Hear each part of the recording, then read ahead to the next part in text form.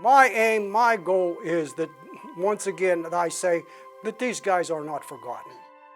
Rimersburg is a community of very patriotic people.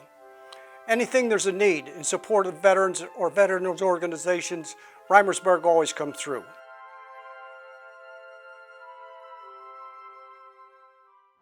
It began on Memorial Day, 15 years ago, to honor those who served, those who went before us, to never forget the 35 names hanging on a wall of men who gave their life in the service of their country, going back to World War I to the present day.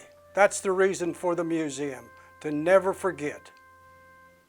We will never allow those who gave their life to be forgotten.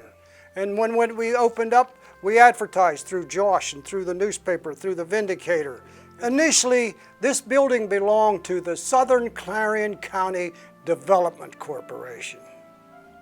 Well, they gave that up, and they donated the building to us. And people started bringing in stuff, you know. Their stuff was up in the attic or in the closet somewhere where nobody saw it. They would bring it in here, and other people would be able to see, and other people would bring to remembrance of the sacrifices that were given, that today we enjoy the freedoms that we enjoy today. Donated by Frank Phillips Jr. in honor of his father, Frank Phillips, who landed on Omaha June 6, 1944. During the Normandy invasion, there were 5 beaches. Omaha was where the fiercest fighting occurred. Over the sand trod many who never returned home. That day in June Day 1944, as you have observed this small bottle of almost sacred sand, stop to think of the sacrifices that were made for you and I. Replica of a B-17 bomber. It was donated by a family, a local family, and one of the men they came in here to the museum one day, and they donated it, and he's telling the story that he was the navigator on the Memphis Belle. They retired the Memphis Belle, but they sent those who flew the Memphis Belle to different aircraft, and they continued to bomb over Germany. What are people's reactions when they usually come in here? Are they like in awe? Some are in awe. Like that family that come in here, that he was the navigator on the Memphis Belle.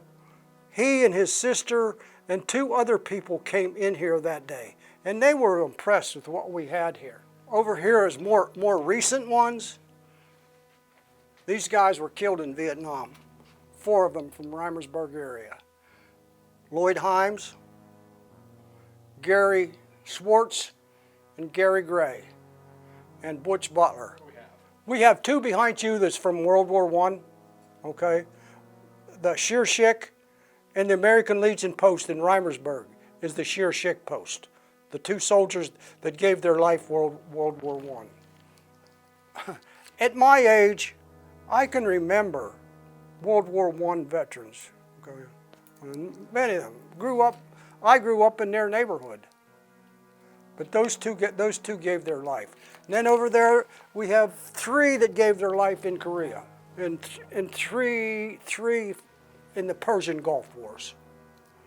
And then the remainder most of them are World War II veterans. Over here we have Ross McGinnis, we have Carl Kern, Joey Garrison. They're local boys. This one was killed in Afghanistan, this one was killed in Iraq, this one was killed in Iraq.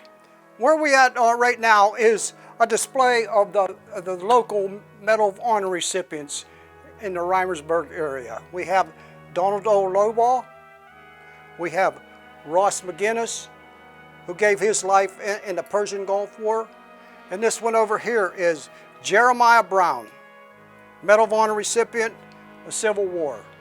An interesting story on this. This is the American bald eagle, setting on the family plot of the Brown family. And I was going to ask the question, was this coincidental or was this providential? Ross A. McGinnis gave his life in the Persian Gulf, in Iraq.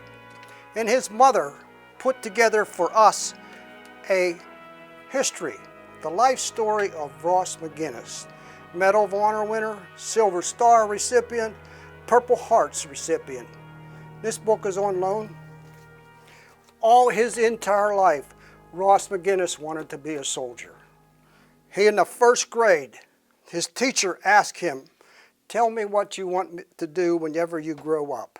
And Ross drew a picture of a soldier, and it reads, "When I grow up, the job I want to do is an army man." Do you ever have any family members of any of the people that have been on the Wall of Honor come through here? Oh yeah, there's people come in here with you know, that's my uncle. We have guys that would tell their stories, and one of the stories that was being told was with a guy who fought in Korea, and he had pictures of Christmas morning in Korea on station, out in the middle of nowhere. The Army would feed them a Christmas meal. You know, that was one of the things that was unusual. You know, there he is on Christmas Day in Korea, and Korea is a whole lot like Pennsylvania. It snows and it's cold. Why is it so named the Donald Lobaugh Museum? We were told and we were advised when we first began here that grant money would come much easier if your museum was named after somebody with notoriety. And Donald R Lobaugh, his notoriety is he is a Medal of Honor recipient, World War II. Within the Rimersburg area, within 15 miles of Rimersburg, we have three Medal of Honor recipients. One World War II, one Civil War, and one in the Persian Gulf Wars.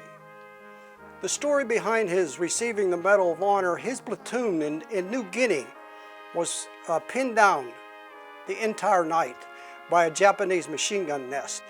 And they knew when daylight come, if that machine gun nest wasn't taken out, they were all going to die. Donald took it upon himself to attempt to take out that machine gun nest. He was wounded more than one time, but he was successful. He did take out that machine gun nest and saved his platoon. He was awarded the Medal of Honor. How many stories do you have? Many. Here's an interesting story of one of the things we received. This man had been going to an estate sale, and there was a box of cookbooks. And he just said, I'll buy them cookbooks. He bought the cookbooks, and when he got the cookbooks home and opened them up, there was letters written by a soldier to his family, World War I. These two cannonballs were up in our local cemetery at the speaker stand, where every Memorial Day, those who would come to the Memorial Day service would see these cannonballs. What we have here is a World War I uniform. This uniform was worn by a man by the name of Merle J. Chrisman. The mural behind me was painted by the students, the art students at Union High School. They come in here and they did several hours of work on this mural. And I want to explain mostly to kids, to children, you know. These guys that gave up their life, they're exactly like you are, you know. They served their country, you know. But they went to school like you did. You know, they went to the prom. They played football, whatever. You know, they were just exactly like you. Yeah, they were a war casualty. They were a hero, but they're just exactly like you are. This is a story of a man who was killed in Iraq. And it says, take a minute of your time to read what a 10-year-old little girl had to say and to explain what a veteran means to her. Chloe McLaughlin was less than 10 years of age when she lost her uncle in the name of freedom. He was Lieutenant Colonel Michael McLaughlin in the U.S. Army, but to her, he was just Uncle Mike. Mike lost his life in a roadside bomb January 5th, 2006 while serving in Iraq. The little girl writes, "Thank you for a second and think for a second and say to yourself, how did we get our freedom? Well, the answer is veterans. If you are wondering what veteran means, it is a person who has served in the military or a person who has served in a war that is now retired, deceased, or has been honorably discharged from the United States military." On January 5th, 2006, I woke up because I heard the phone ring. It was my grandpa with terrible news. My father answered as he started to cry, and then he said, "Uncle Mike died." Then everyone else started to cry besides me. I didn't know what was going on. Then my dad said again, "Your Uncle Mike died." Then I said, "What does that mean?" He said, "That means he's not coming home." Days later, a funeral was in honor of my uncle's death. I saw so many people that I didn't even know. I didn't realize how many people were friends to him. We went to a funeral home to see him. It was very sad to see him that way. We all went over and cried. Then we went over to sit down and wait for the priest to talk. Then he said, "This young man had died for our freedom. I'm proud of the veterans that have served in our beautiful free country, and I'm very proud of my Uncle Mike. The next time you see a veteran, please thank him." That was written by a 10-year-old girl. What does that kind of feel like, knowing a town of less than 1,000 now has produced these high quality of people? I really don't have an answer to that. No, I don't know why. It's just something that occurs, something that happens. Because I would say because we love America here in Rimersburg. On a Memorial Day, we get hundreds and hundreds of people at the Memorial Day service. Okay? Some communities, they get a handful of people. We get hundreds. You know? People of Rimersburg are remembering. People of Rimersburg are patriotic. People of Rimersburg love America. Why is this place so special? Why is this place special?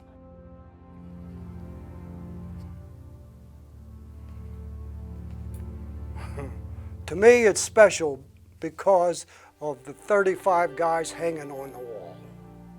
And I will never. I read this to you. I got tears in my eyes. You know? That's how important it is to me that we remember these people. These Lieutenant Colonels, Mike, and the little girl that wrote the letter. It's important to me that we do not forget those who've gone before us, and those who gave their life, but not only those who gave their life, but those who served, and the sacrifices. You know, the sacrifices was made that you and I enjoy the freedoms we have today.